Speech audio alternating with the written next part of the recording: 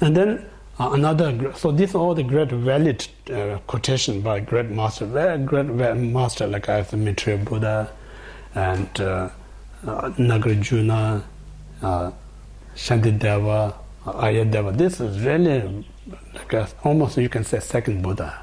Yeah, so these teachings are mistakes.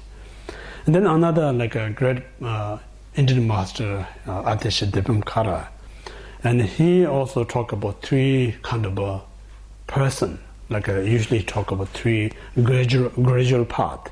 So three person, how he described is like a small person, medium person, and a great person.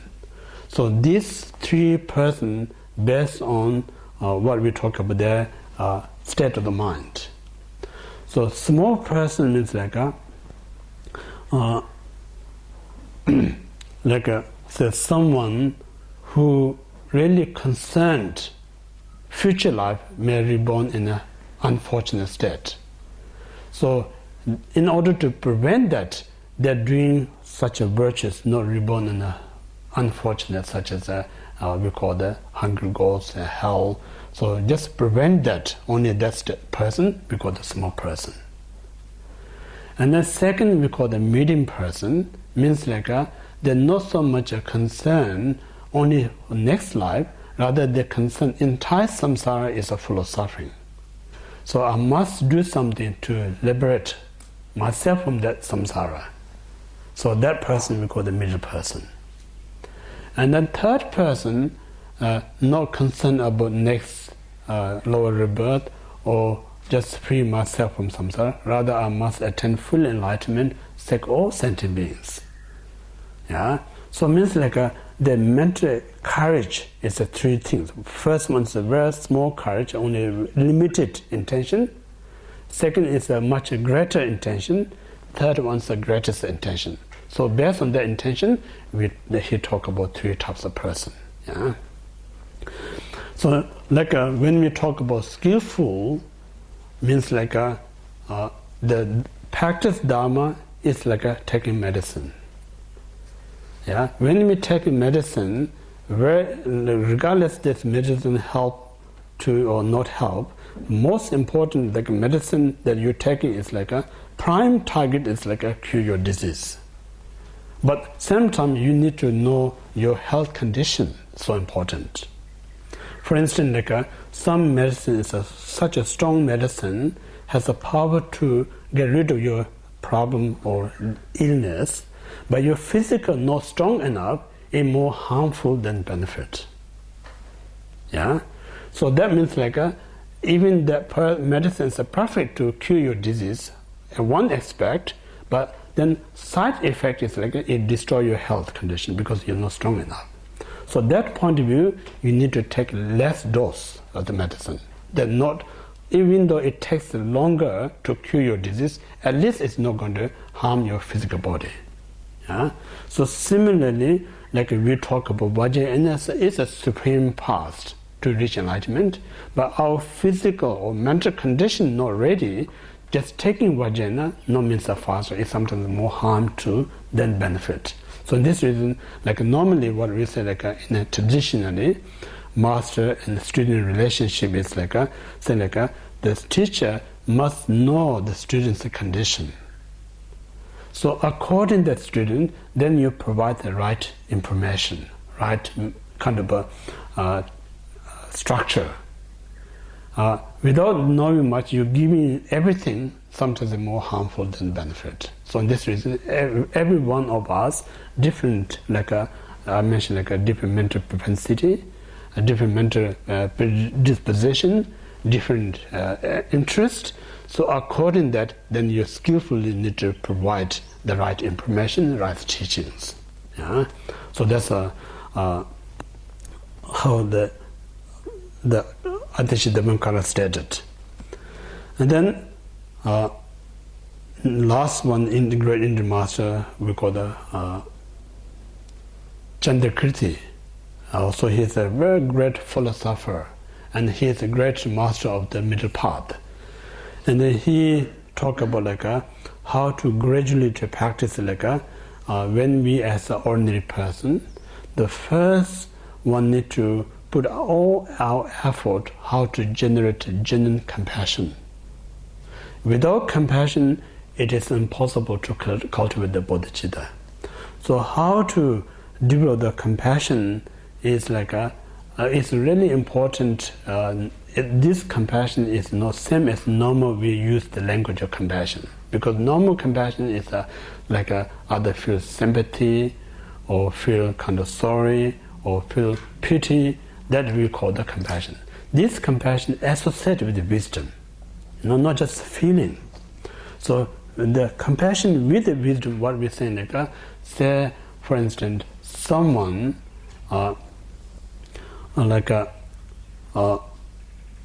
say for instance having difficulty to reading, for instance. So just say, "Oh, I'm feel sorry." It's kind of you show the gesture of kind to the person, but it doesn't help the person really. So the real help is you just help him or her to improve the reading. Or even you can't help the person, you create the facility so the person go somewhere and they improve the reading. So doing something that really improving their struggling, that is where called the real compassion. So when you do this, we think I'm helping to that person, but the reality it helping you much greater than helping that person. How it helps you is when you kind of put effort to make the person's improve reading, changes his or her life, itself it brings a tremendous joy. So this, if you compare how much you get the joy from the person, not only joy the moment he or she improves reading, it really changes his or her entire life. So this is a huge contribution. So this huge contribution brings immense great joy to yourself. That's what we call the compassion. So compassion is a kind of a mutual benefit. It helps someone's life to improve their struggling, and it brings a tremendous joy to yourself. So if you see the value, then compassion is something we should adopt all the time, rather than we think it's a hard to do practice. So in this way, Chandrakriti says start loving kindness, and then compassion. Then after certain bodhicitta, you have opportunity to understand absolute truth, or we talk about emptiness. So emptiness is very advanced. We talk about it's a secret. The reason we call it secret is not means something you hide, don't share with others. Not means that kind of secret. Secret means someone who not suitable or who not ready their mental state. If you talk about emptiness, they're going to take in a wrong way. Yeah. When they take in the wrong way, they're more harmful. So entire you keep secret is not selfish reason, simply just don't want to harm the other person. For instance, when say for instance, say if you have one of your child or one of your friend, due to their health condition, that person may not allow to eat certain food, but he or she may love so much. But you don't have that issue, so you can have that food. So you have to hide the food. So hiding the food is not because of selfish reason. Reason you're hiding the food because I don't want that person to take and get worse. That's serious. That kind of we call secret. So it's not normal secret. So make sure no one find out what I'm doing. That's a negative secret. But this is a positive because that person more harmful than benefit. So I should not disclose. I don't explain these things. So this reason we need to be very skillful when we either we're talking about the Dharma or we're talking something our mundane activities. Sometimes we're not really concerned. We just whatever comes to mind, we just explore, express. That time we make lots of mistakes. So that's reason we always try to take responsibility. If you take responsibility, that's the best way to grow yourself, become easy to mature. Because when you take no responsibility, then you're always immature. So the one of the method to grow yourself to be mature is to take responsibility. Many of you may have experienced, Like when I was studying in my such a college, as a student, I don't have much responsibility, feels like much energy to take to learn things because I don't have much responsibility. The moment they appointed me as like a assistant lecturer, then I have a responsibility to give the lecture. So soon I got the responsibility, I have to put more effort to study.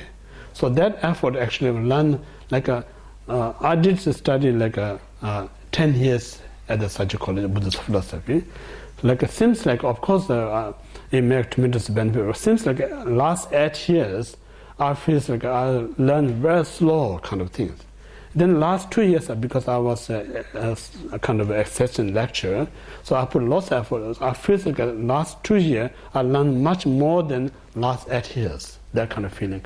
So this is responsibility is very good. If you take the responsibility, then that really helps you to grow much faster. Yeah? So in this way, like we talk about this. What we talk about the explaining the sutra part. Now the second is like a pit instruction. Yeah. So that's a sutra. Is like a very means like lots of time. Like normally, what I'm saying is like like when you study Dharma, there's two purposes.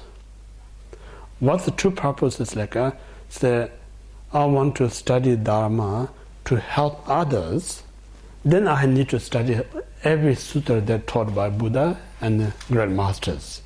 Because when I'm a teacher, I'm going to meet various students. So every student is not the same. They all need different things. So if I just only study one thing, then I only can help that particular type of person. I don't have much knowledge other type. So sake of other, I need to lots of study Dharma. But then you think I'm doing this for my own practice, you don't need to do that much study. Just take one practice that's suitable for you. Yeah? Like I said, if I'm as a patient, I don't need to go in the chemist buy all medicines. I don't need to know all medicines. I only need to know what medicine that makes me kind of recover my sickness. But if I want to be a doctor, then I need to know all the medicine. If I don't know all the medicine, I can't treat the patient. So there's two reasons it's so important. Yeah. So this is reason like it's your interest. Like if your interest like really is a great knowledge, I really want to help more out there, then I encourage more you to study. More you do study, you have lots of knowledge. More your knowledge, you're more kind of capable to help others.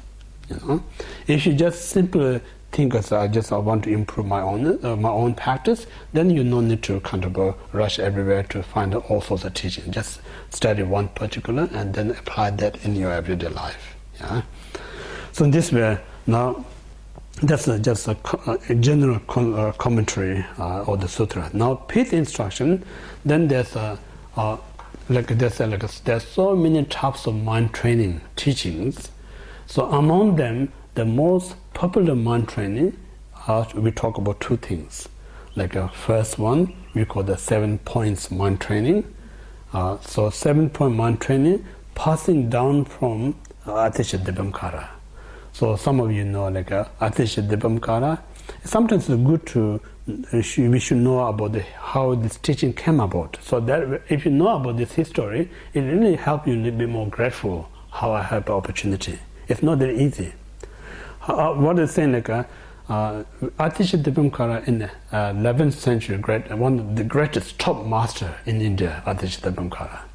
So he has so much wealth of knowledge, but still you need more knowledge to get perfect. So that time he interested in mind training principle teaching. So he asked around. There's no one teacher who can teach him that particular teaching. So he heard there's one great master live in the island of Indonesia.